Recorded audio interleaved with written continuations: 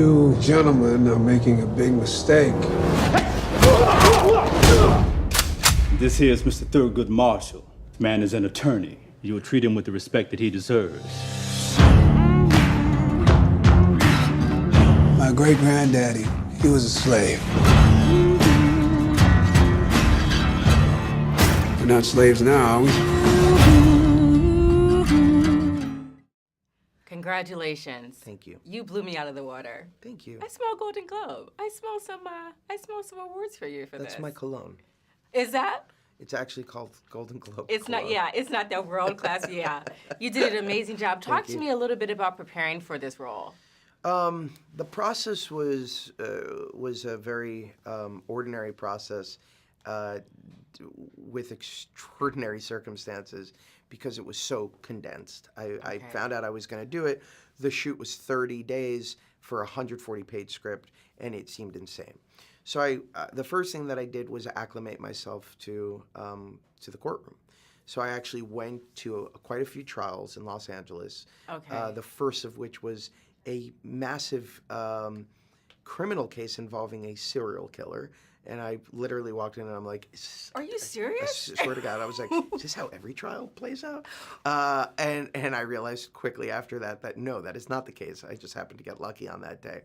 Then my journey became a lot about investigating the time, the 1940s in this case, and more specifically, the person, Sam Friedman, who was a real individual, who made a huge difference, but whose life is not as well documented as Thurgood Marshall's. Okay. And so my secret weapon was his daughter, Laura Friedman, who was constantly at my disposal for any questions that I needed to be answered. And so that all informed my choices. And while I never felt the need to impersonate this person because people don't really even know what he looks or sounds like, I did feel the need to capture the essence of the individual and the soul, and I hope that I've achieved that. You did an amazing job.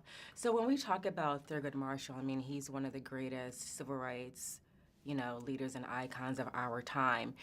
How much of his work were you familiar with prior to joining the cast or joining this particular project? A great deal. But the work that I was familiar with is the work that I think all of us who have studied him in a classroom are familiar with. I was familiar with his work as a Supreme Court Justice. I was familiar with his influence on Brown versus Board of Education. What I did not know anything about, and I think even legal scholars would be hard-pressed to tell you much about, was this particular case involving Joseph Spell and really dealing with racism in a place that it seems unlikely, which is Connecticut, which is not the Deep South, where we're sort of used to seeing stories like this play out, but the North. And I think that that's what makes this story so fascinating and compelling, is that it is such a surprise because the audience doesn't know how it's going to play out. Right. And it doesn't, it's not a biopic. It's anything but. It is a movie that plays as a legal thriller, as in many cases an entertaining buddy film, a Western in that this literal marshal is coming into a new land to shake things up, to upend the town. I like that. Yeah, that was awesome. Yeah, and a superhero origin movie. And I think that that's what's so wonderful and rich about this story.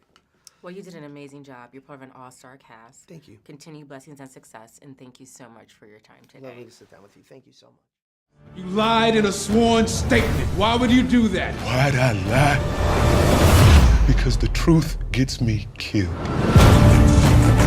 You can't deny me now. Tunnel vision. If you want freedom, Tie me down on a mission. you're gonna have to fight for it. Stop me now.